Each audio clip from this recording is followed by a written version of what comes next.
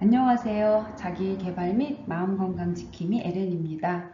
개념 스토리 13번째 키워드는 애착입니다. 우리가 이제 세상을 살아갈 때 누군가를 만나게 되고 그 사람과의 관계에서 뭔가 생기는 감정이라고 하는 게 있습니다. 근데 그 감정의 가장 근원지, 그걸 바로 우리가 이제 애착이라고 표현할 수 있습니다.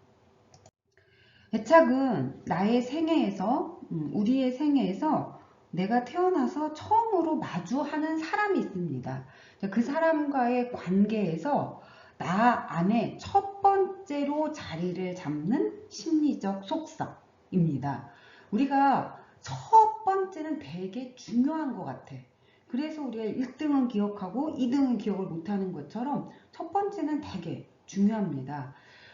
내가 태어나서 내 안에 자리를 잡는 첫 번째 심리적 속성이 애착. 이게 왜 중요하느냐 하게 되면 내가 태어나 처음으로 경험을 획득한 심리적 속성이긴 하지만 이게 나의 청소년기에도 영향을 미치고 성인기에도 영향을 미치고 그리고 나이가 들어가도 지속적으로 영향을 미치는 심리적 속성이기 때문에 중요하다라고 볼 수 있습니다.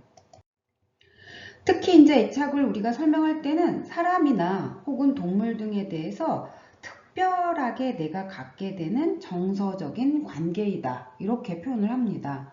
그렇지만 우리가 이제 이 애착이 되게 언제 형성되느냐 하게 되면 유아기 때 형성이 되고 그리고 그 유아기 때 나를 주로 양육해주는 그 관계에서 형성이 됩니다. 정확하게는 관계가 애착을 만들어내는 게 아니라 그 관계의 초기 관계의 질이 만들어내게 되는 것이고 이 질이 건강하지 못하면은 결국에 정서적인 문제로 연결되는 경우가 굉장히 많이 발생합니다.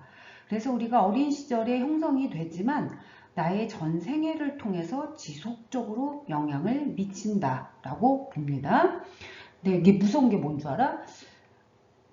나의 어린 시절에 나의 엄마로부터 혹은 나의 아빠로부터 내가 애착을 형성을 했는데 그 애착된 패턴은 나의 단계를 넘어서서 내가 내 아이를 양육하고 키우는데 그쪽으로도 연결이 되는 경우가 있습니다. 이게 이제 다세대 전수라고 해서 이어진다라고 볼 수가 있는 것처럼 되게 조금 무서운 심리적 속성이라고 볼 수 있습니다.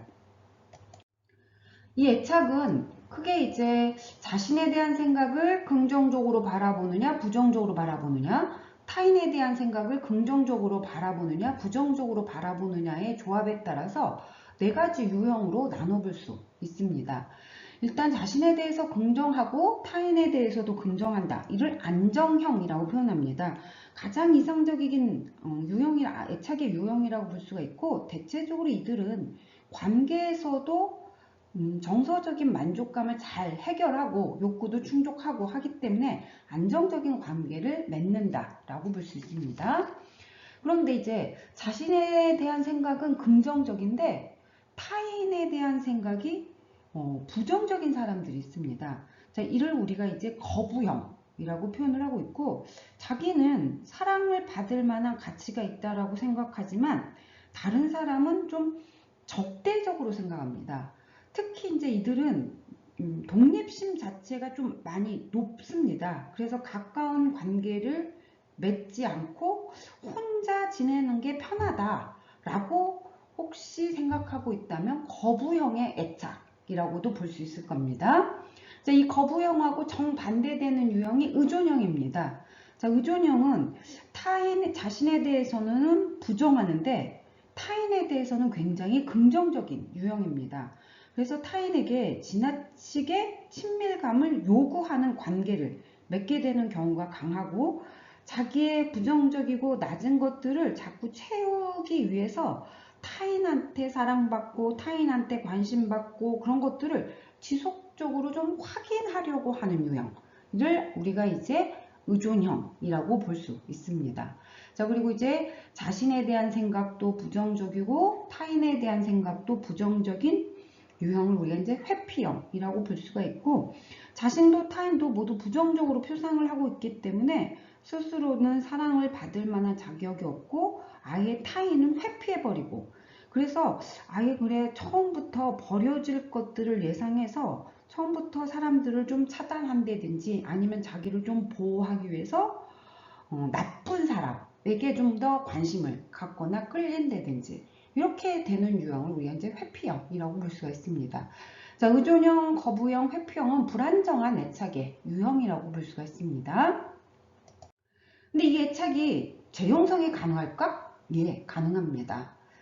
살아가면서 나는 어린 시절에 나의 애착이 불안정한 애착 유형이었다 하게 되면은 성장하는 과정 중에서 저 사람하고 있으면 난 참 안전한 것 같아 라는 안전 기지를 만들면 그에 의해서 어느 때든지 너는 괜찮아 라고 말해주기 때문에 충분한 공감도 받고 상대방으로부터 긍정적인 응답을 해주는 경험을 하게 되면 나의 불안정한 애착 유형이 어느 날 애착 안정적인 유형으로 바뀌기도 한다라고 볼 수 있습니다.